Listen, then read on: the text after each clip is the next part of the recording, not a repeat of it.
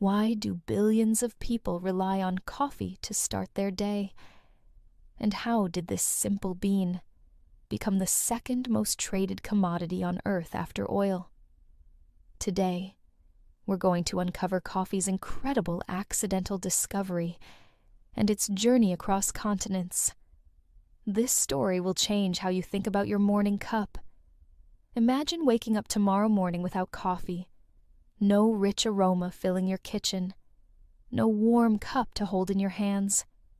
No energy boost to start your day. For many of us, that's almost unthinkable. Over 2 billion cups of coffee are consumed every single day worldwide. Coffee shops occupy nearly every street corner in major cities. We meet friends for coffee. We work in coffee shops. We say, "Let's grab coffee," when we want to connect. But this beloved drink started with a curious accident in the Ethiopian highlands. Our story begins around 800 AD in the Kaffa region of Ethiopia. A young goat herder named Kaldi was watching his goats on a mountainside. His goats normally behaved calmly, grazing peacefully all day long. But one afternoon, something strange happened. His goats started dancing and jumping with incredible energy. They seemed almost hyperactive, bouncing around like they'd gone crazy. Kaldi was confused and a bit worried about his animals. He watched carefully to see what caused this unusual behavior. The goats were eating bright red berries from a small tree. Kaldi had never noticed this tree before in the forest.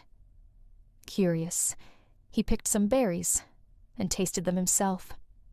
The berries were slightly sweet, but nothing too special. Then he chewed the seeds inside, and something amazing happened. Within minutes, Kaldi felt incredibly awake and energized. His tiredness completely disappeared. He felt like he could climb mountains. Kaldi rushed to a nearby monastery to tell the monks about his discovery. He brought the berries and explained what happened to his goats. The head monk was skeptical and even a bit angry. He thought these berries might be the devil's work. He threw them into the fire to destroy them. But then, something wonderful happened. As the berries roasted in the flames, an incredible aroma filled the room. The monks had never smelled anything so rich and inviting. One clever monk rescued the roasted beans from the fire. He crushed them and mixed them with hot water. The world's first cup of coffee was born in that monastery. The monks discovered coffee helped them stay awake during long nighttime prayers. Word spread quickly among Ethiopian monasteries about this miraculous drink. Coffee became the monks' secret weapon for spiritual devotion. But what makes coffee so special scientifically? Let's break down the magic. Coffee beans contain a powerful chemical compound called caffeine. Caffeine is a natural stimulant that affects your brain directly. When you feel tired, a chemical called adenosine builds up in your brain. Adenosine tells your brain it's time to rest and sleep. But here's the clever part. Caffeine has a similar shape to adenosine molecules. When you drink coffee, caffeine blocks the adenosine receptors in your brain. Your brain can't receive the tiredness signals anymore. This makes you feel alert and energized. Coffee also triggers your brain to release dopamine, the feel-good chemical. This is why coffee doesn't just wake you up. It actually makes you feel happier and more motivated. 1 cup of coffee contains over 1,000 different chemical compounds. Scientists are still discovering new ones. This complexity gives coffee its unique flavor and amazing effects on our bodies. Now let's discover how coffee escaped Ethiopia and conquered the world. Arab traders brought coffee across the Red Sea to Yemen around 1400. Sufi monks in Yemen used coffee during nighttime worship ceremonies. They called it kahwa. meaning wine in Arabic. Coffee gave them energy to pray all night without falling asleep. The port city of Mocha in Yemen became the first major coffee trading center. That's where we get the word mocha today. Coffee reached Mecca and quickly spread throughout the Arab world. Coffee houses called kahve-khaneh opened in cities across Persia, Egypt, and Turkey. These weren't just places to drink coffee. They became centers of social life and intellectual discussion. People called them schools of the wise, because scholars gathered there to debate. But coffee also caused controversy. Some religious leaders tried to ban it, calling it intoxicating. The bans never lasted long, because coffee was too popular. European travelers visiting the Ottoman Empire tasted coffee in the 1500s. They brought stories of this magical black drink back home. Venetian merchants imported coffee to Italy in 1615. The Catholic Church initially opposed coffee, calling it the bitter invention of Satan. But Pope Clement VIII tried coffee himself in 1600. He loved it so much that he baptized it, making it acceptable for Christians. Coffee houses opened across Europe during the 1600s.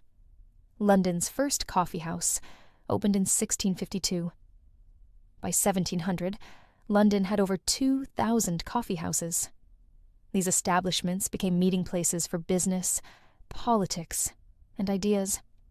The London Stock Exchange started in a coffee house. Scientists met at coffee houses to discuss their discoveries. The Enlightenment partly happened in coffee houses fueled by coffee. But Europeans wanted to grow their own coffee and break the Arab monopoly. The Dutch succeeded first. They smuggled coffee plants from Yemen to their colonies in Java and Ceylon around 1616. A single coffee plant, given to King Louis XIV of France, changed everything. French naval officer Gabriel de Clieu took a cutting from that plant to Martinique in 1720. He protected the fragile plant during a difficult ocean voyage. That one plant became the ancestor of most coffee in the Americas today. Coffee reached Brazil in 1727 through an interesting love story. Portuguese officer Francisco de Melo Paleta traveled to French Guiana. Coffee plants there were heavily guarded because they were so valuable. Paleta charmed the French governor's wife. She secretly gave him coffee plant cuttings, hidden in a bouquet of flowers. Brazil's coffee industry was born from that romantic gift. Today, Brazil produces 1/3 of the world's coffee. Now let's explore what modern science tells us about coffee and health. Recent studies reveal coffee has remarkable health benefits when consumed moderately. Research shows that coffee drinkers have lower risks of several diseases. Drinking 3 to 4 cups daily reduces your risk of type 2 diabetes by 25%. The antioxidants and minerals in coffee help your body regulate blood sugar. Coffee also protects your brain as you age. Studies show regular coffee drinkers have 65% lower risk of Alzheimer's disease. The caffeine and antioxidants protect brain cells from damage. Some research suggests coffee might even help prevent certain cancers. Coffee drinkers show lower rates of liver and colorectal cancer. But here's something important to remember. Too much coffee can cause problems. More than 4 cups daily might increase anxiety and disrupt sleep. The key is moderation and listening to your body. Everyone processes caffeine differently, based on their genetics. Today, coffee is a $70 billion global industry. Over 25 million farmers in developing countries depend on coffee for their livelihood. But coffee farming faces serious challenges. Climate change threatens coffee-growing regions worldwide. Rising temperatures and changing rainfall patterns damage crops.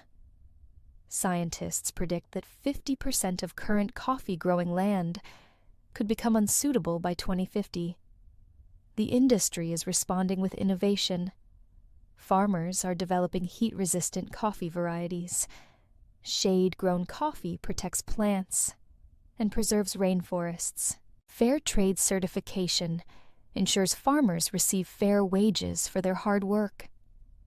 When you choose ethically sourced coffee, you help farming families build better lives. Coffee culture continues evolving in exciting ways. Third-wave coffee shops focus on quality and sustainability. They source beans from specific farms and roast them carefully. Baristas are treated like artists, not just servers. Cold brew, nitro coffee, and specialty drinks keep expanding coffee's possibilities. Think about this remarkable journey. Coffee started with dancing goats in Ethiopia.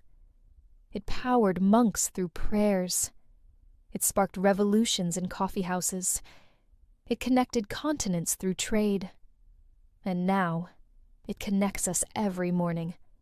That simple cup in your hand links you to millions of farmers, roasters, and baristas worldwide. Every sip connects you to Kaldi and his curious goats 800 years ago. So here's my question for you. How do you take your coffee? Black, with milk, sweet, or strong? Do you have a morning coffee ritual? Share your coffee stories in the comments below. Tell me about coffee traditions in your country. And hey, did you notice something cool? You just improved your English while learning coffee's amazing story. That's what we do here every single time. If you enjoyed this caffeinated journey through history, smash that like button and subscribe. We've got more delicious food histories brewing for you. Until next time, keep learning, keep exploring, and maybe grab another cup of coffee. You've definitely earned it.